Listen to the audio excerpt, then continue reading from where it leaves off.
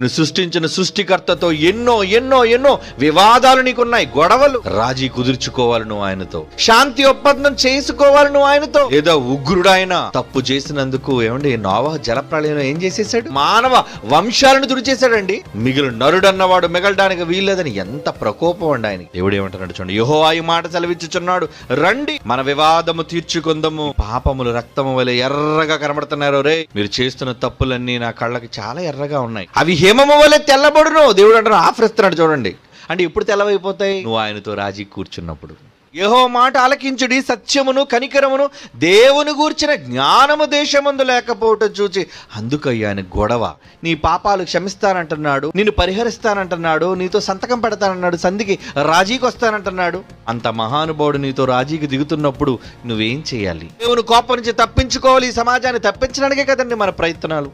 సభలు పెడుతున్నాం అందుకే, సదస్సులు పెడుతున్నాం అందుకే, ప్రకటనలు చేస్తున్నాం అందుకే. ఎన్ని ప్రకటనలు చేస్తున్నా ఈ సమాజం వినగలుగుతుందా దేవుని మాట? దేవుని మాట పెడచెవిని పెడుతున్నారే. దేవునితో గొడవలు మంచివి కాదర్రా. దేవుడు చెప్పే మాటలు వినాలి. యెహోవా అందరి రాజు అండి, ఆయనకి ఏం అవసరం అండి మనుషులతో రాజీ పడ్డానికి? నువ్వేం గొప్పడు అని నువ్వు రాజీ పడనంటున్నావు, సమాధానం పడనంటున్నావు, వ్యాజ్యాలు పెంచుతున్నావు. దేవునితో యుద్ధానికి దిగినట్టే. ఆయనతో యుద్ధానికి దిగితే బ్రతికి బట్ట కట్టలేవు, తప్పించుకోలేవు, పరలోకాన్ని పొందలేవు. దేవుడు అంటున్నాడు అందుకే, రండి రండి మనం కూర్చొని వివాదాలు తీర్చుకుందాం, రండి. ఆయనంతటి వాడి దిగొచ్చి చేయందిస్తున్నాడు. రా రా మన ఇద్దరం రాజీ కుదుర్చుకుందాం. రా రాజీకి వచ్చావా క్షమించి పెడతాడు ఆయన. రాజీకి దిగలేదా నామరూపాలు అక్కడ కాల రాసేస్తాడు ఆయన. ఆయనంతటి వాడు తగ్గించుకొని నీతో రాజీకి దిగి, ఇదిగో నేను మనుషులతో రాజీ పడుతున్నాను, భూలోకం అందున్నా వాళ్ళందరితో నేను సమాధాన పరుచుకుంటున్నానని యేసుని అందుకనయ్య పంపాడు. ఆయన వచ్చిన తర్వాత కూడా నీ గొడవలే. రాజీకి వచ్చి ఆయన పాదాల మీద పడి క్షమించు తండ్రి, తప్పు అయిపోయింది అన్నావా బతికిపోతావు నువ్వు.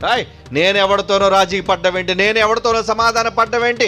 నా గొప్పతనం నాదే, ఎవడికి వాడే గొప్పోడు అని నువ్వు అనుకుంటే దేవుడు చెబుతున్నాడు ఏమని? ఆయన శరణ జొచ్చిన వారిలో ఎవరును అపరాధులుగా ఎంచబడరు, శరణ జొచ్చకపోతే అపరాధివి నువ్వు. జఫన్యా గ్రంథం 3:15 తాను మీకు విధించిన శిక్షను యెహోవా కొట్టివేసి ఉన్నాడు. కొట్టేస్తాడు ఆయనే, మీ కేసు కొట్టేస్తాడు ఆయన, మిమ్మల్ని క్షమించి విడిచిపెట్టేస్తాడు ఆయన. మొత్తం అంతా శాంతి జరిగిపోతుంది, అంతే శాంతి జరుగుతుంది. ఎప్పటికైనా మనుషులందరూ కూడా దేవునితో రాజీ కుదుర్చుకోవాలి. రాజైనంతటి వాడు రాజీకి దిగాడే, నువ్వు కూడా రాజీకి చెయ్యందిస్తే నువ్వు కూడా రాజు అవుతావు. మన తండ్రితో రాజీకి ప్రపంచాన్ని కుదర్చాలి. ప్రపంచ దేశాలకు రాజీ చేసేవాళ్ళు మనం. ప్రకటిద్దాం దేవుడు ఇచ్చిన ఆయుష్కాలం అంతటిలో ఈ సమాధాన సంబంధమైన రాజ్య సువార్తను ప్రపంచ దేశాలకు సైతం ప్రకటించాలి. అది నీ బాధ్యత.